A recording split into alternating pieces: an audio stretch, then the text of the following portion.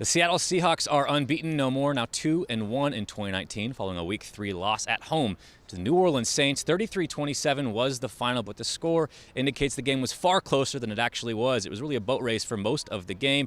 All three phases made critical miscues. The Seahawks spotted the New Orleans Saints 13 points in the early going as the Saints returned a punt for a touchdown to open the game, and then Chris Carson's third lost fumble in as many weeks resulted in a scoop and score for the Saints defense. To me, the next level of Russell Wilson's evolution has to be being an assassin pre-snap at the line of scrimmage, because what he does with his athleticism is going to lessen year by year. Father Time is undefeated.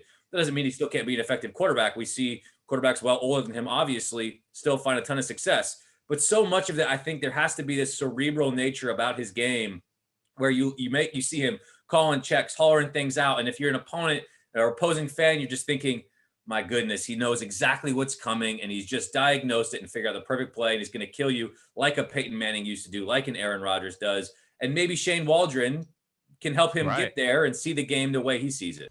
I think everyone in Seattle is like, thank you, right? We've been trying to get you guys to notice him up here in the Pacific Northwest for so long, and I think it is telling. It's kind of funny that it took like a almost historically terrible defense to like people recognize like, oh, this guy can carry this team, because we had these conversations last year, right, where it was, man, is it sustainable? They're winning close games because Russ is going superhuman mode. The defense is terrible. And now it's gotten even more polarizing where you're saying, holy smokes, the defense has given up a record number of passing yards through 3 games, and the 22nd most points allowed in the league. And yet Russell Wilson is putting up 37 points a game and has been, the best player in the NFL through 3 weeks. Russell Wilson and Jadeveon Clowney called this one the craziest game they've ever been a part of. The Seahawks beating the San Francisco 49ers 27-24. It took overtime here at Levi's Stadium on Monday Night Football. The stage couldn't have been bigger. The stakes couldn't have been bigger. But it's the Seahawks, as they so often do, finding a way to win in ridiculous fashion. They're now 8-2, handing San Francisco their first loss of the season. The 49ers now 8-1. Jadeveon Clowney was absolutely dominant in this one. It was the defense that carried Seattle. Shaq, I want to talk about the Pro Bowl. You were in Orlando last week. Your first career Pro Bowl. Congratulations to you. A well-deserved honor. Just what was it like being there? You're around the NFL's elite. And I imagine for you, it's like, I belong. No doubt. I'm meant to be here. Outside of the New England Patriots, over the course of the last decade, there hasn't been many more constants, more significant than the Seattle Seahawks. And up here in the Pacific Northwest, they've been quiet this offseason.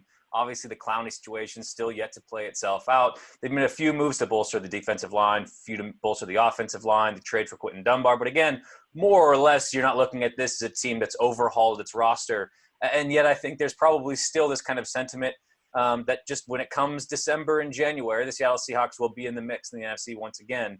Is that the way you view things up here in Seattle? With the honoring of Paul Allen and, of course, the big Thursday night atmosphere, kind of take us into the stadium, what it was like.